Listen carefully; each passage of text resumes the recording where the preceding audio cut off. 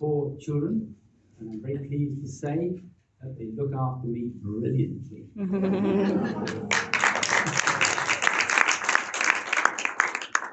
have a good life with them. I'm a retired chemical engineer, and I started life starting up plants, 2 large oil refineries, to a chlorine plant, and then into problem solving on these plants. Then I took a break and went into information technology and had a look at that, and then decided maybe I'd better go back to chemical engineering. I did, and became an environmental consultant, studying plants, working out the environmental impacts of those chemical plants.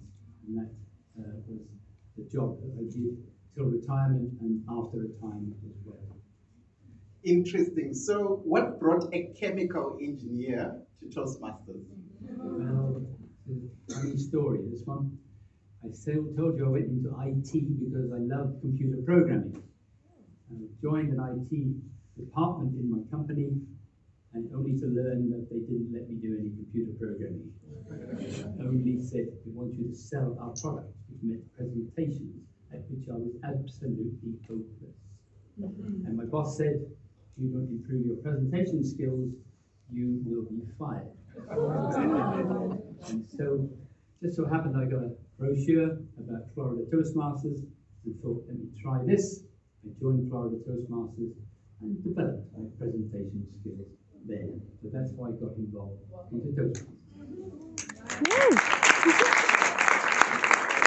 How many relate to this? How many have been told by their boss that the next time I hear a bad presentation from you, when I'm paying for Toastmasters, we won't make eye contact. We won't expose anyone. So, Mr. Knights, how did you then get involved in district leadership? Because I know you've been in every role in the club. We won't go there, but in district leadership, how did you get involved in that? I joined the club. I went through the ranks, ended up as president.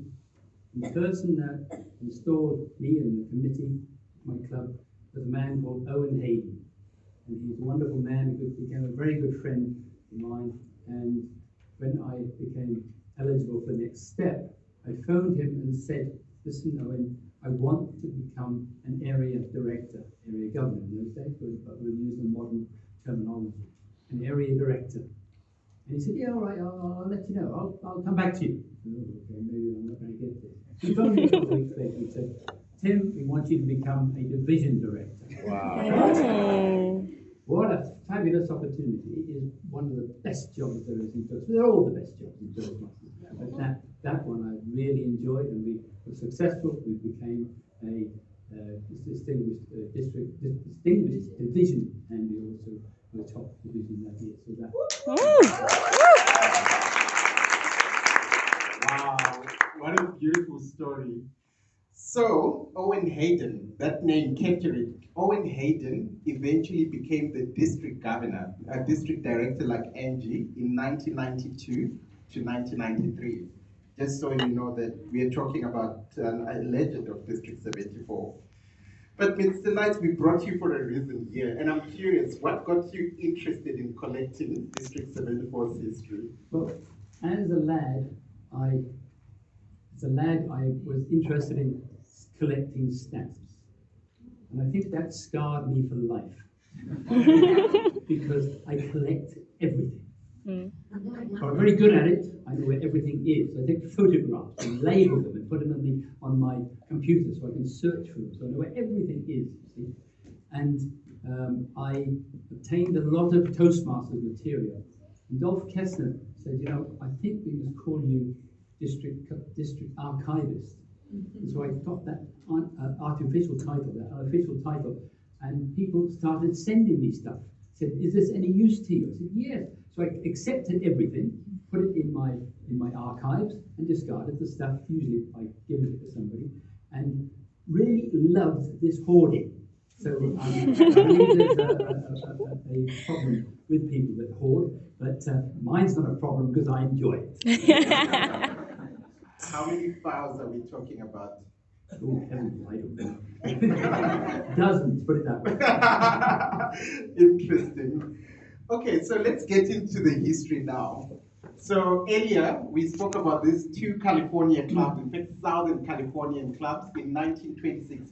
By the way, I want to make this very informal. So if, in case you are struggling with something, just raise your hand. Or if you want to clarify a question, just raise your hand. We will stop once the time gets to 9:15.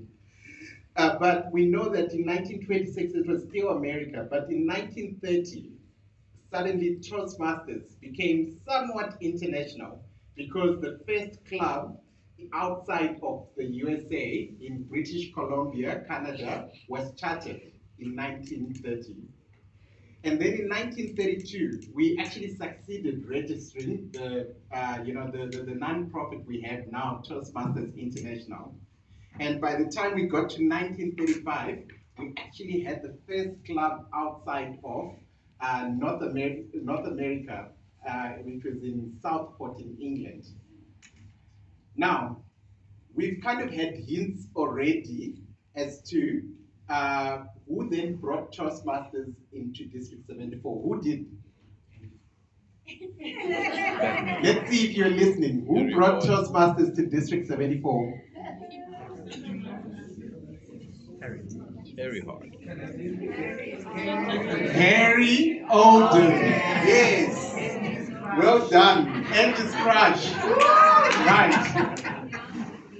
Now, which year was that? 1950. 1950. 1950. Yes, 1950. And which club was that? Johannesburg Toastmasters Club. Any member of Johannesburg Toastmasters Club, please stand.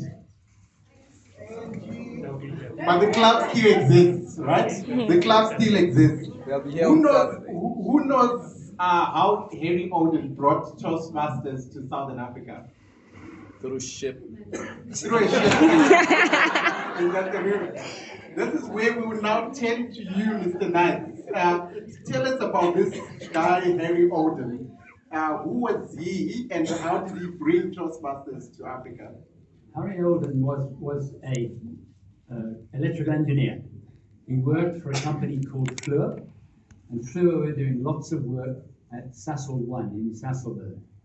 And they used him there for a few years. He was a member of the first club in Canada, Canada #1 club. And so he felt, because he was part of a wonderful organization in Canada, that he should start it in South Africa, because he learned that it wasn't in South Africa. And so he did. He started the Johannesburg Toastmasters Club. He got it going there, and it is still there today. He asked if there was anybody here that isn't. Des Smith and Di Sharp are the stalwarts of that club and keep it going, because that club must never go. That must be here forever in Southern Africa. Yeah, I must say that club is also causing a bit of conflict because you know how you end up on the 74 or the 129 side. Do you know that? Do you know the story? No. Now you need to tell it. No, I can't tell that story. Keith has been telling that story. I mean, we need to stay with 74. Right? Those members of 129, don't you believe we should have the 74? They don't want to let him know. Do you know what decides that? So we're going to ask Keith, who was our Reformation chair, who gets the 74? The district that has the oldest club. Right. Okay. So if you're on the side, go and look at the Reformation proposals. If you're on the Johannesburg Toastmasters side, you're on the right side. You're going to be the 74. But the 129s, we're still awesome, right? We're still awesome. Okay, so we've learned about Harry Olden. That club in 1930 was the club you belonged to. And now I told you I brought the best of the best to tell us more about this history. Which clubs charted next? The next two clubs were Pelindaba and Old Johannians. And those two clubs were chartered in 1957. So it took 7 years from that first club till the next couple. But after that, we had several more. Okay, and what happened to these two clubs? Do you know any one of them? Do you know what happened? I remember Pelindaba, but I don't know. What happened to Pelindaba? I don't know what happened. Oh, sorry, do you remember Old Johannans? The Old Johannans was an old boys club, the establishment of it, and it housed 8 clubs at one point. Wow. Including Old Johannans as a club. But then they decided to destroy it, to make it into open ground for building of townhouses. And those 8 clubs had to find a new venue, which was rather tragic, and some of them were lost. That venue thing you were talking about, Karen, it's all about the venue, right? It can affect a Toastmasters club. So up until this point, all of these clubs were in the Transvaal, Gauteng area. When did we have the first club outside of Gauteng? Durban Club was formed in 1958, and then Algoa Club was formed in 1960. Wow, Durban Club and Algoa, and we will soon learn about these legendary clubs because there's lots of stories about these 2 special clubs to come. Well, you might already know one of the special stories. Do you know anyone from Algoa? Yes. Okay, it must be chestnuts. Okay. Okay, so by now my logic, as someone who's from a district, I'm thinking we've spoken about at least 4 clubs right now. That should be enough to form an area. But if you've been a member of an undistricted club, João in Angola, or anyone in Madagascar, yes, you know that things don't quite work that way, right? You can have many clubs, but you operate on your own. So, Mr. Knights, I'm interested. What was the first form of organization that these clubs, because we were not a district, so how did these clubs organize themselves initially? The leaders of the clubs, about 14 or 15 in Transvaal, as it used to be called, they organized themselves into an organization called the Transvaal Toastmasters Council. And there was a sort of organization which coordinated activities with those. That happened in November the 14th, 1966. And maybe the first sign of a district occurring. That was the first grouping there. Okay, Transvaal Toastmasters Council in 1966. But if you remember the history that so far from what Tim has said, we already had Durban Club in 1958 and Algoa and Gqeberha, Port Elizabeth, in 1960. So, and I think at that time, we also now had Table Bay that had chartered in Cape Town. When did this council open themselves up to them? Who was the first to join and when? That was in 1968. I must have wondered what the communication was like in those days. Hey, when are we becoming part of your organization? And imagine that happening. Okay, we will form the South African Toastmasters Council in 1968 with the addition of Durban. Durban Club making waves again. Anyone from Durban Club? Oh, it doesn't exist anymore. We lost it recently. Oh. But I assure you, this is not the last time you're going to hear about Durban Club tonight. Okay, so 1968, and I understand that not long after, there's a special individual who joined this evolving council, ultimately changing its course forever. I promise you, this special man, you will need to buy us drinks for this man because I saw his name somewhere, floating somewhere. Mr. Nice, tell us about this man. Well, this man, of course, was Joe Garmison. Joe Garmison, have you seen that name somewhere? Yes. Okay. Who has answered the question about Joe Garmison? Okay, a few people. What have you answered? I'm curious. Oh, you just said Garmison Trust. Do you know if they're really connected? He was a Toastmaster. Assumption. Okay, let's ask the men. Let's see how much you know about this man. Okay, so tell us about Joe Garmison, Mr. Knight. Joe Garmison came to South Africa in 1948. He'd recently been in the Royal Air Force and finished with that and thought he'd have a look at South Africa. He came to South Africa. He was a slim, good-looking guy who smoked a pipe, took photographs with a camera, and rode a motorbike. Does anybody remember Joe Garmison like that? No, he was very, very different. And what he did, first of all, was, well, I'm here in South Africa, let's have a look. And so he got on his motorbike and put his goggles on, no helmet was required in those days, and toured South Africa. He got back to work and he took his goggles off, not took them off before that, but what he had found, when he looked in the mirror, was that he was deeply tanned all over except his eyes. And his workmates called him Owl for many years after that because of his white eyes. Okay, so if you have met Joe Garmison, you can call him the Owl. For the rest of us, it is Sir Joe Garmison. Right? Right.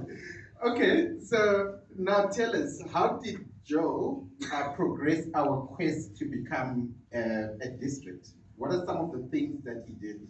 Well, in the early 70s, he founded Toastmasters Club, and like finding South Africa, he found Toastmasters the most fantastic thing to be part of. And so he got heavily involved, and by 1974, he was on the council executive. And there, he started doing things immediately. The records show that he proposed 3 motions almost as soon as he joined. And one of them was a housekeeping motion, and then there was one which said, the magazine that we have, I propose we call it The Octopus. And that was passed, and it was called The Octopus for many decades after that, which he became editor. And then he said, we must drive this council to form a district. So those were the 3 motions that he started off with, and he got those going, and the drive started. Interesting. So there are a number of interesting pieces of history that we've had here. Who knows what the modern day name of the octopus is? Achieving Excellence. Have you, who's ever read Achieving Excellence? Yes. It started in those early days. I think the first one was in 1972, which is the journal, which Joe then proposed to make it the octopus. And then after the octopus, who knows what came after the octopus? On a point. Yes, before it became Achieving Excellence, I think it was in 2021. And of course, we heard about proposing a motion. When do we propose a motion, and who proposes a motion? At the council meeting, right? And who can propose a motion? Council members. Council members. Who's the council member? VPE, president. President and Director. VPE. Yes. So this was what Joe Garmison did. He proposed a motion that changed the face of our district. But Mr. Knight, I understand that that's not only what Joe Garmison did. In fact, we were in Apartheid, South Africa. Tell us a little bit more about something special that Joe did. Joe felt that people of colour should be allowed into Toastmasters. Now, this is apartheid era. But he felt that it would benefit if people of colour could be part of Toastmasters. So he wrote a letter to the Minister of Home Affairs, Connie Mulder, and didn't get a reply. He knew that the junior councillors, the JCs, had done something similar. So he contacted the JCs. Said, how did you work it? They said, I've written to the minister. I said, oh, write to the minister, that's a waste of time. Go and see him. So Joe went to his offices and sat outside his office for 3 days. After 3 days, the minister said to his secretary, who's that guy sitting out? His name's Joe Garmison. He wants to talk to you about Toastmasters. What's that? I don't know. We better talk to him. So he listened to Joe, and Joe gave him a very good argument why people of colour would benefit the country if they could be part of Toastmasters. And Connie Muller conceded, and from that moment, people of colour have been allowed in Toastmasters.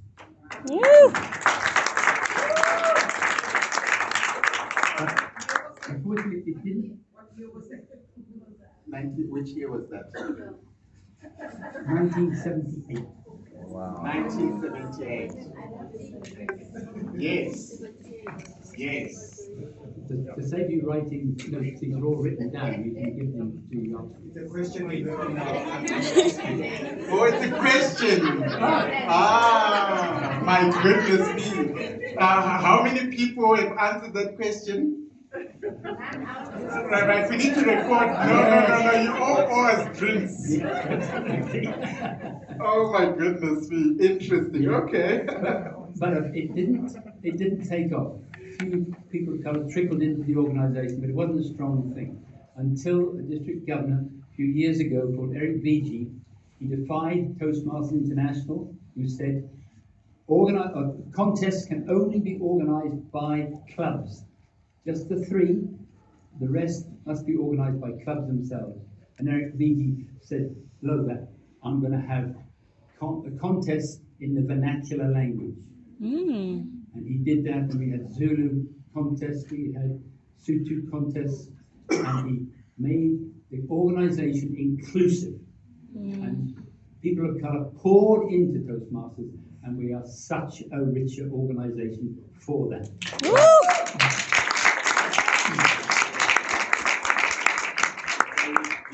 He would then become the district governor in 2011, 2012. Okay. So I want to come back to us becoming a district. So again, we've learned that the Transvaal, we initially started off as a Transvaal grouping in 1966.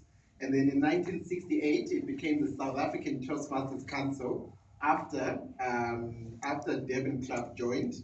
And then Joe Gammerson joins this council. What did he then do? What happened next to the point we became a district? Well, we had 15 clubs in that council and contacted World Headquarters as Joe wanted. And World Headquarters said, you need 35 clubs, then we will consider it. They were not keen because an overseas district is expensive for Toastmasters International. The districts in North America, where they mostly were, travel is cheap, not because you don't have got to go across the ocean. But to have an overseas district was very expensive. So they were very keen on making sure we had plenty of members. So they said 35. Joe pestered them and said, now we've got 23 members, 23 clubs. Can't we form a district? Listen, we're a quality council. We do things properly. And he hammered Terence McCann, the executive director of Toastmasters International at the time, and Terence, and I've seen it in the letters, said, yes, I agree, okay, and you can have a district a provisional district with 23 clubs. And which year was that? That was in 1979. Oh, beautiful. So it's in 1979 when we eventually became a district. Provisional. Oh, provisional. That's very important because I've seen districts with the letter P. So when did we drop the P and become a fully fledged district and just call ourselves District 74? We managed to claw our way up to 38 clubs. And then they conceded we will now be a fully fledged district in July the 1st, 1980. So we've come a long way. So I'm interested, Joe Gammerson was a legend. I think the Toastmaster of the century, hearing this story. Was he ever a district governor? No, because you see, he was a chairman of the Territorial Council. And that was the last role he had. But when the first district governor, Kurt van Vleck, became district governor, he said, we will make you an honorary past district governor. So he had the title of past district governor, brackets ordinary, at the back of brackets honorary in a very small. Okay. So now we've achieved district status. What then happened to Joe Gammerson after that? Well, he became an international director. Okay. And in 1984. And I've had contact with people that worked with him in those days. Highly respected man by everyone on the board of directors and the executive director, Terence McCann at that time.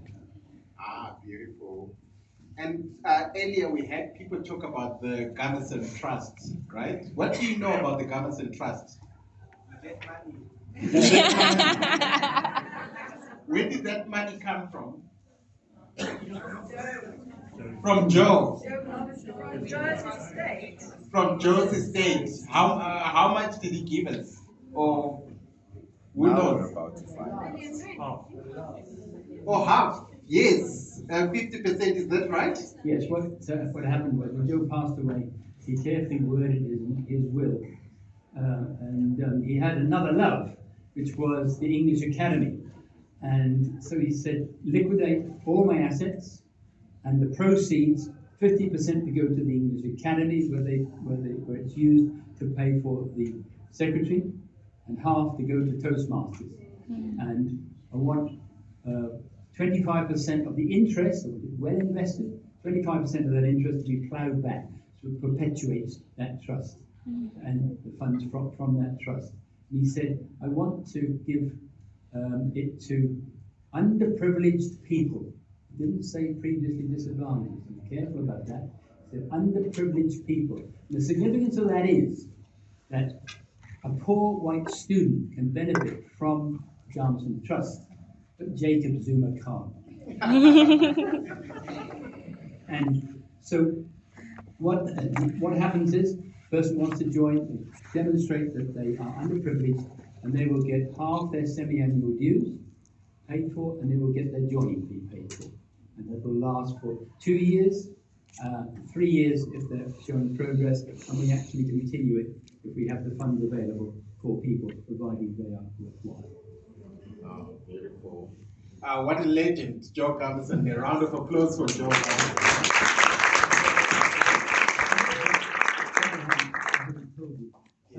About Joe Gamerson. He passed away in 2004, and on his gravestone is the mission to Toastmasters. Oh. So he is a permanent public relations officer for us. Wow. So if you ever wonder what to inscribe to the grave of the Toastmaster, yes. So I want to rewind back to 1968 because there are a few things I want to reconcile. So 1968, what happened? I was 8 years old. Get that, you were 8 years old. What else happened in 1968 in Toastmasters? Yeah, what was it called? South African Toastmasters Council. Now we have 12 countries here. So, Mr. Knight, I'm curious, when did Toastmasters come to the other 11 countries? Now I really have to refer to my notes because we're talking dates. Okay. So, in 1978, we had the Windhoek Club, which I understand is no longer there. 1979, Capital Club in Harare, Zimbabwe. Any members of Capital? Me. 1992, Blantyre. 1992, Gaborone Toastmasters in Botswana. Cameroni! Yes, team! Woo! We do have someone from there. Beautiful. 1992, Blantyre Toastmasters in Malawi. Blantyre Toastmasters. Malawi. Not here yet. Yeah. 1995, Rainbow Toastmasters in Maseru, Lesotho. Rainbow Toastmasters. 1995, Mbaban Toastmasters in Eswatini. Eswatini. Do you have someone? No. 2000, Port Louis in Mauritius. Port Louis, do we have? Yay! And 68 is also the year that Mauritius got its independence. Oh. As a Toastmaster club. So that was that we got our independence so that Toastmasters can come. 2005, Zambezi Toastmasters in Lusaka, Zambia. Oh, there was someone catering me. Stand up, Liseli. Let's see you. She said she came from Zambezi. Yes. 2006, Maputo Toastmasters in Mozambique. Mozambique, Maputo. Yay. Cash Toastmasters in Rwanda, Angola in 2016. Cash Cartels, do we have someone in the house? Woohoo! Yeah. Ah, beautiful. Is the president here? I think that she was with the kitchen, Oh, okay. but she's the president. Okay. 2018, the first Toastmasters Club of Madagascar. This house belongs to the first Toastmasters Club of Madagascar. Ah, this is beautiful. So until 1957, Toastmasters was a Transvaal or Gauteng organization. In 1958, Devon added it to it, making Toastmasters national or South African. Then in 1978, of course, JOS facilitated people of color, so it became a diverse national organization. But in 1978 too, we had that Bindu club that made Toastmasters regional. So now we could make it Southern Africa. Well, at that time they were almost the same. So our Ed Capital Club, my club, promoted to make it regional in 1979. But in that, but there's one other major piece missing, which is women. Right? Is that in the book? Yes. Right. We know that women were incorporated in Toastmasters in which year? 1974. Not 74, close? 1973, yes. Do you know the history of how the first, who the first person was, the first woman to join Toastmasters? Yes. Helen Blanchett. Yes, so yes, that's interesting. So Helen Blanchett actually disguised, remember we came from the Young Men's Christian Association. So it was an old boys club, right? So Helen actually joined a Toastmasters club, disguised herself as a man, and called herself Homer Blanchett, right? And she would eventually reveal herself, and until women were admitted in 1973. Helen Blanchett went on to become an international president of Toastmasters International.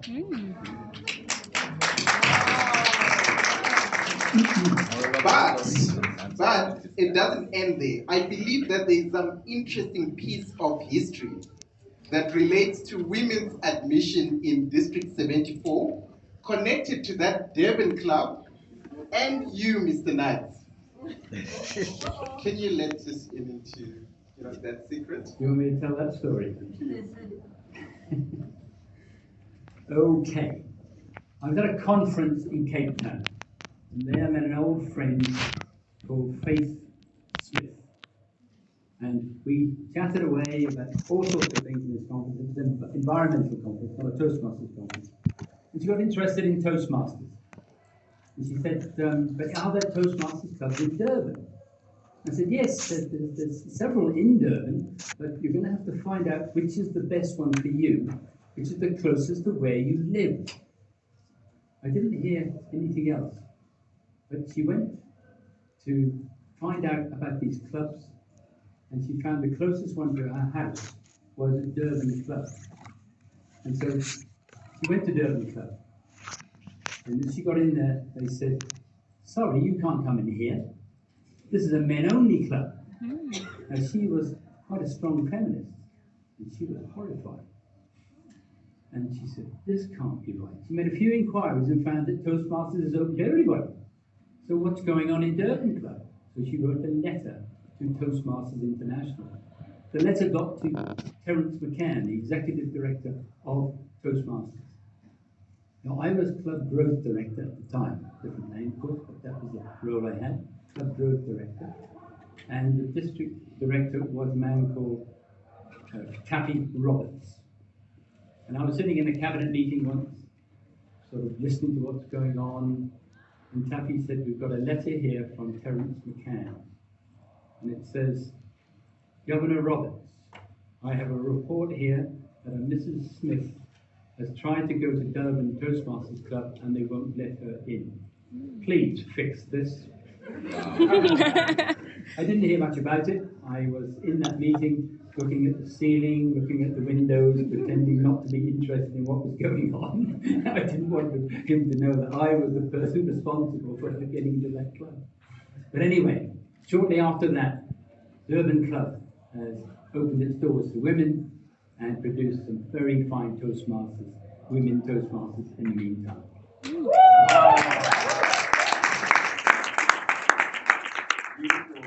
Well, I'm thinking if Faith wasn't there, we wouldn't have a district director, and we wouldn't have incoming district directors. So kudos to Faith. That was the first time I told that story publicly. No, we all owe you some drinks. I'm sure I speak for many when I say that we are grateful for the many distinguished Toastmasters that we've had, like Joe Gamerson, Owen Hayden, and all these people that we've spoken about. I'm curious, who is the longest serving Toastmaster in the room? Tim. Okay, Tim Knights. Okay, Yes. but there's another one there. Yes, Ian. Yes. When did you join Toastmasters? November 1981. November 1981. Okay, interesting. Yes, Rick. August 1976. Not continuous, but August 1976. Now, let's ask Tim, who is the longest serving member in District 74? The longest serving member in District 74 is Tom Horn. 1959. 1959, and he's still going. Yes. Tell us about how he became a member. Thomas Horn. How he became a member? Yes. I'm afraid you caught me out there. Okay. Angie would know that story. How did Thomas Horn become a member? Yes, the mic, Angie. You want to hear this, Mike? Yes. I only know a little about that. So Tom was a engineer that worked for a motor company in Port Elizabeth. And what happened was there was a gentleman that came, and his name was Neil. No, I know his name. Came to work at the motor company, and he was a Toastmaster.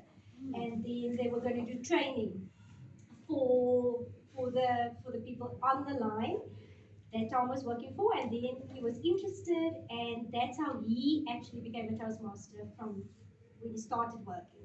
And that was like, as you said, way back. So he's been a Toastmaster, and he's 81 years old, and he's still my mentor.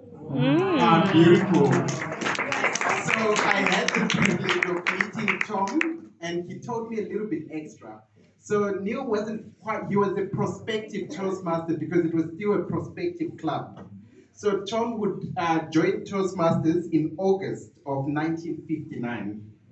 And because of snail mail, it wasn't like you put a credit card and you become a member immediately. The club was only chartered in January 1960. So it took about 5 months, thanks to snail mail from South Africa to the USA, for him to finally become a member. So I hope you learned some patience, eh? It used to take a long time in the past. Okay, I see our time is running out, but there are a couple of quick questions that I want to ask you. Speaking of distinguished Toastmasters, who was our first distinguished Toastmaster? The first distinguished Toastmaster was a man called Peter Kuhn from Pretoria. And he became a Toastmaster in a DTM in 1981. But the strange thing is about Peter, he would not concede he was the first. He said there was somebody else, but he wouldn't tell us who it was. So strange story, but he got his DTM in 1981, and he took some time to try and get another DTM, and he really qualified for everything except for area director, because he was an area director, but Toastmasters records were destroyed in a fire, and so TI didn't have a record of it. We did, but we couldn't get it verified. We had it written down, but couldn't get it verified. So we never got his second DTM, but he was a dedicated Toastmaster right until the end. I remember seeing a handsome picture of a young man in the octopus from one of your records saying district's first distinguished Toastmaster, and that was Peter Kuden. Beautiful. So speaking of our education program, I'm curious, how did we get to, did we always have pathways? No, we didn't always have pathways. If we go back to the very early days that you mentioned of Ralph Smedley, 1905, he was horrified at the way the boys and young men in the Young Men's Christian Association spoke. They couldn't communicate. And so he said, well, I better do something about this. We got them together and he said, right, you, George, you ride horses, don't you? Yes. So I want you to give a speech on riding horses. And you, Fred, I want you to criticize that speech. And here are some checkpoints, a checklist of things to come before that. And that was the first evaluation sheet. And of course we use evaluation now, not the word criticism. Now that carried on for many years, but he was moved. And every time he was moved, as we said earlier, the club closed down. But he kept that process of handwritten notes until somebody said to him, Ralph, why don't you get them typed up? And he did, and so that was the start of a manual, not the end of it, but that was the start of producing a manual. And it was in 1928 then that he put it all together and produced the basic manual for Toastmasters clubs. He did it mainly because he loved doing it, but he said, there's so many clubs now, I can't do it to everybody. So he did that. He then produced the Beyond Basic Training Manual. That was the first advanced manual. That was in 1950. And then in 1969, this was produced as the first CNL program. This was the first advanced manual. When you know people in high places. Yeah. You would have to explain the term CNL. Oh my goodness, how shocking. I will get wrapped up in that. CNL, ladies and gentlemen, stands for Communication and Leadership. That were the two main principles of Toastmasters. Thank you very much, Bertus, for prompting me on that one. So this was then enhanced. This is another basic manual, but much fatter, lots more information in it. Then, when I joined, this is what I was given. A further advanced edition of the Communication and Leadership Manual. It had 15 assignments, and the day they presented it to me, they announced, we've got a new manual. And that is this one. This was the one, and it has 10 assignments, and this lasted for many years as the basic Communication and Leadership Manual. Then, it modified itself slightly to this, and then all through this time, two advanced manuals produced. I'm going to show you these. There's 15 of them here. These are the advanced manuals, the 15 advanced manuals, and they cover such wonderful subjects as public relations. And learned so much about public relations from this book. Technical presentations, my field, persuasive speaking, selling, how to do selling, storytelling, interpretive reading, wonderful manuals. I'm going to commit treason now and say I think it's rather a pity they've all been dispensed with. And you can incorporate them into Pathway. They are available. If anyone's interested, let me know. We can make a plan to get them to you somehow. But I think that if we do that, that would be very good. But then the next development was the split into two tracks. And we had the communications track using these advanced manuals and the leadership track using this wonderful manual, the Competent Leader Manual, which has got really lovely basic stuff on leadership. And as I said, it's rather a pity that we don't use those anymore. Cool. You know, we are out of time now, and we still had lots of exciting history to talk about: the contest history in District 74, the leadership history in District 74 and all. But maybe we should have one final question, right? We are at a Toastmasters conference right now, right? And I'm curious, Mr. Knights, when did we start this tradition as a district? Of conferences? Yes. I don't know. Chuck doesn't know. Oh, I see. You're jumping the gun here. You said the last question is sure.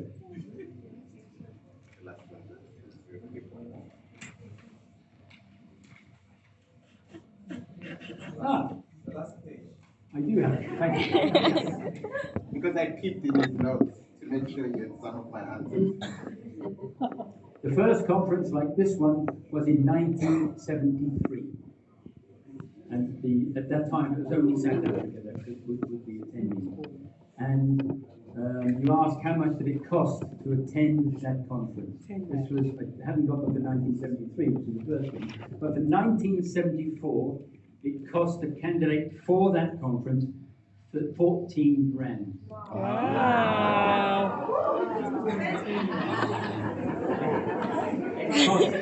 It cost district 805 rands for the whole conference. Wow. 805. Well, we're going to Anaheim. Do you have the fees for the convention? Yeah, the convention was in 1974 was 1,400 rand to attend the conference in America. But remember this: the rand had parity with the dollar in those days. 1 rand equals $1. So, but even so, pretty good. On one hand, I wish the convention was 1,400 rand, but when I think it's $1,400, I'm thinking, well, it's half price, less than half price. So, see you in the party. Thank you very much, Mr. Knight, for generously sharing with us. And more importantly, for giving us answers for our Dreamcatcher assignment. Our drinks are on you. Thank you very much, and yeah, I'm looking forward. Please, meet Mr. Knights during the conference weekend and learn more about Toastmasters history. I literally was looking into his files, and I saw so much exciting Toastmasters history that you may be proud to know of. At this stage, thank you very much, Karen, for the opportunity, and thank you.